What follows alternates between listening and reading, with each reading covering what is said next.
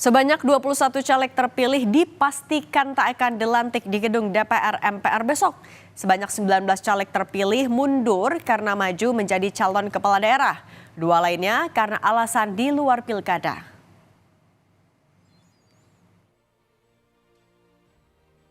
Airin Rahmidiani dan Rano Karno jadi salah satu caleg yang tak akan dilantik pada Selasa besok. Airin yang nyalek dari Partai Golkar di daerah pemilihan Banten 3 mengundurkan diri karena maju menjadi calon gubernur Banten. Begitu pula dengan Rano Karno, caleg PDIP Dapil Banten 3 ini memilih maju sebagai cawagup Jakarta daripada maju lagi sebagai wakil rakyat. Padahal, keduanya telah ditetapkan KPU sebagai bagian dari 580 caleg yang lolos ke Senayan. Daerah pemilihan Banten 3, alokasi kursi 10.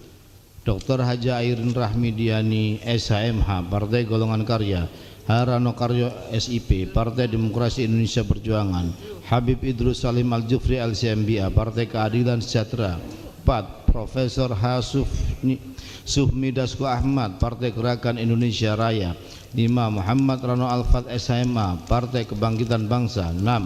Okta Kumala Dewi SEMAK Partai Amanat Nasional. 7. Zulfikar Hamonangan Partai Demokrat. 8. Dr. Haji Wahidin Halim MSI Partai Nasdem. Kami mencatat ada 21 caleg DPR terpilih yang mengundurkan diri sebelum dilantik. 19 di antaranya mundur karena bertarung di pilkada. Mulai dari Pilkada Riau hingga Pilkada Papua Tengah. Namun, ada 2 caleg terpilih lain yang memilih mundur sehingga caleg dengan suara terbanyak 3 yang akhirnya ditetapkan KPU. Mereka adalah Sri Rahayu dan Arteria Dahlan yang maju sebagai caleg PDI Perjuangan dari daerah pemilihan Jawa Timur 6. Tim Liputan Kompas TV. Ada yang pergi, ada pula yang datang. Wajah-wajah baru di Senayan akan terlihat saat pelantikan anggota DPR, MPR, dan DPD besok. Bagaimana teknis pelantikan besok? Kita sudah terhubung dengan jurnalis Kompas TV, Masni Rahmawati di DPR RI. Masni, bisa Anda gambarkan apa saja yang sudah dilakukan oleh DPR untuk pelantikan anggota Dewan besok?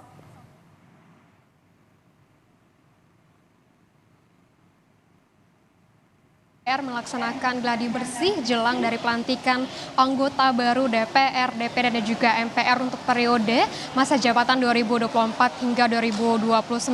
Tadi sekitar pukul 2 lewat waktu Indonesia Barat, ini gladi bersih sudah dilaksanakan. Tentunya juga kabarnya ini juga dihadiri oleh anggota-anggota terpilih untuk periode 2024-2029, sekaligus nanti juga akan ada pemberian lencana atau PIN keanggotaan baru seperti itu. Dan untuk dari bagaimana teknis pelantikan esok hari untuk pelantikan ini dimulai sekitar pukul 9:20 akan dibuka dengan pengumuman oleh Ketua KPU, yaitu pengumuman anggota tertua termuda untuk anggota DPR, DPD dan juga MPR. Selain itu, setelah dilaksanakannya pengumuman untuk anggota termuda dan tertua, dari Sekjen DPR ini akan mengumumkan pimpinan sementara untuk DPR, DPD dan juga MPR. Sekaligus nantinya untuk pelantikan esok hari akan dihadiri juga oleh Presiden Jokowi dan juga Wakil Presiden Ma'ruf Amin, dan akan dibuka rapat paripurna perdana untuk DPR periode 2024-2029. Setelah dibuka rapat paripurna ini akan ada pengucapan sumpah dan janji untuk anggota DPR, DPD dan juga MPR yang dipandu oleh Ketua Mahkamah Agung, dan nanti akan diakhiri dengan penutupan sidang paripurna.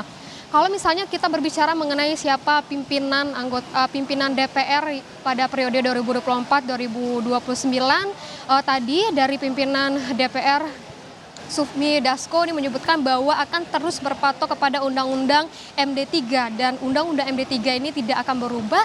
Maka untuk pemilihan pimpinan DPR periode 2024-2029 ini akan sesuai dengan Undang-Undang MD3. Untuk selengkapnya ini penjelasan dari Sufmi Dasko Ahmad.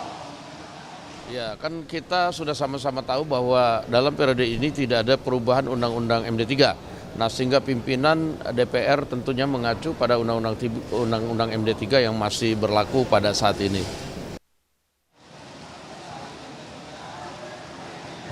untuk dari pimpinan DPR ini akan dipilih sesuai dengan partai politik yang memiliki suara terbanyak seperti itu. Kalau kita melihat kembali untuk dari partai politik yang memiliki suara terbanyak atau memperoleh suara terbanyak di Senayan adalah PDI Perjuangan. Ini bisa saja untuk Puan Maharani berkesempatan kembali untuk memimpin atau menjadi ketua dari DPR RI periode 2024-2029. Namun kita akan nantikan besok pelantikannya siapa yang akan jadi pimpinan DPR, siapa akan menjadi pimpinan DPD dan juga menjadi pimpinan MPR, Cindy. Jurnalis Kompas TV Masni Rahmawati, terima kasih. Selamat bertugas kembali.